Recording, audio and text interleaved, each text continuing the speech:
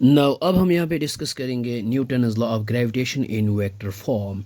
तो सबसे पहले हम यहाँ पे क्या करेंगे, हम करेंगे consider 2 point objects of masses m1 and m2 separated by distance r। तो सबसे पहले इसकी जो फिगर है वो यहाँ पे ड्रा करते हैं।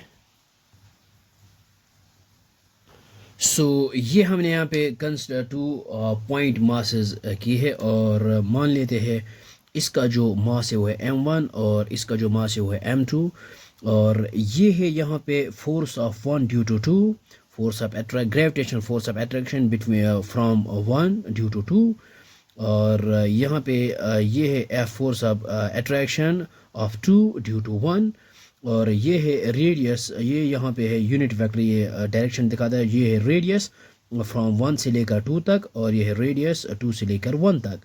और डिस्टेंस ऑफ सेपरेशन जो है वो हमने यहाँ पे स्मॉल आर से डिनोट किया है।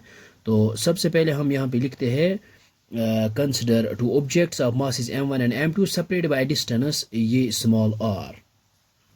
ये हमने यहाँ पे लिखा है consider 2 point objects of masses m1 and m2 separated by distance r। Now according to universal law of gravitation या न्यूटन्स लॉ ऑफ ग्रेविटेशन। ये हमने यहाँ पे लिखा है according to Newton's law of gravitation. Mass 2 is attracted by mass m1 with a gravitational force F21। यहाँ पे लिख सकते हैं हम F ऑफ 21 और विच इज़ इक्वल, सबसे पहले g आएगा क्योंकि ये सेम है एवरीवेयर इन द यूनिवर्स और प्रोडक्ट ऑफ मासेस। और यहाँ पे क्या F21 means mass force of attraction of 2 due to 1। इनके बीच में जो डिस्टेंस है r, ये आएगा r स्क्वायर और यूनिट वेक्टर जो है वो आएगा r यूनिट वेक्टर 2 1, क्योंकि यहाँ पे force of attraction of 2 due to 1 तो डायरेक्शन भी आएगी r 2 1। ये है unit vector shows direction. Wire यहाँ पे लिख सकते हैं wire r unit vector r21 is the unit vector in the direction of F21। इसको हम यहाँ पे लिख सकते हैं। ये हमने यहाँ पे लिखा है wire r21 is a unit vector. इसको हम यहाँ पे कैप से डिनोट करते हैं, इट मीन्स यूनिट वेक्टर। इसका जो मैग्नीट्यूड है वो है 1 के बराबर in the direction of F21।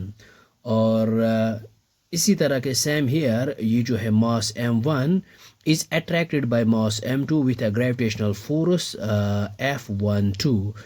और इसको हम यहाँ पे लिख सकते हैं ऑल्सो, यहाँ पे लिखेंगे f ऑफ 1 2, ये है वेक्टर इन वेक्टर फॉर्म, ये है, ये डिनोट करता है वेक्टर। F21 g आएगा सेम और ये m1 m2 divide by distance between है r स्क्वायर और ये है unit vector in the direction of this 1 2। ये आएगा r of 1 2। It means that where r12 is the unit vector in the direction of F12। इसको हम same here लिख सकते हैं where।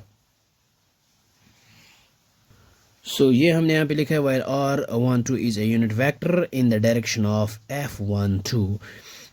अब हम यहाँ पे लिखेंगे, और ये जो टू मासेस है इनका जो ये है डिस्टेंस सेम है लेकिन opposite in direction, means magnitude same है। तो हम यहाँ पे लिख सकते हैं r12 is equal to minus r21। Y?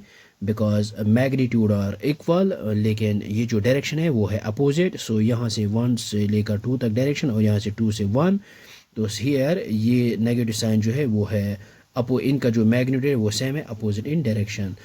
अब हम यहाँ पे क्या करेंगे, ये जो है F12 इसको एज इट इज़ लिखते हैं। ये है हमारे पास F12 vector which is equal g और यहाँ पे m1 m2 सेम है divide by r square same into ये जो है r12 जो है ये है हमारे पास माइनस टाइम्स r21।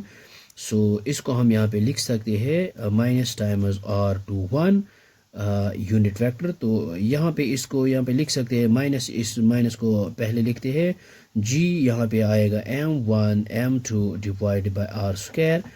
ये आएगा r21 यूनिट वेक्टर। यहाँ पे क्या है F12, ये है F12 as it is which is equal to minus as it is, और ये जो क्वांटिटी है हमारे पास, ये जो क्वांटिटी है ये gm1 m2 r square into r21। ये इस किसके बराबर है, F21 के बराबर। यहाँ पे हम इसको लिख सकते हैं F21 सो यहाँ पे आया है F12 is equal to negative times F21, so it means that which is Newton's third law of motion. So हम यहाँ पे लिख सकते हैं thus gravitational force between 2 point masses are equal in magnitude but opposite in direction. या फिर in other words हम यहाँ पे लिख सकते हैं Newton's law of gravitation obeys Newton's third law of motion. सो ये हमने यहाँ पे लिखा है Newton's law of gravitation obeys Newton's third law of motion. So I hope आपको ये समझ में आया होगा, ये बहुत ही आसान है. So thanks for watching this video.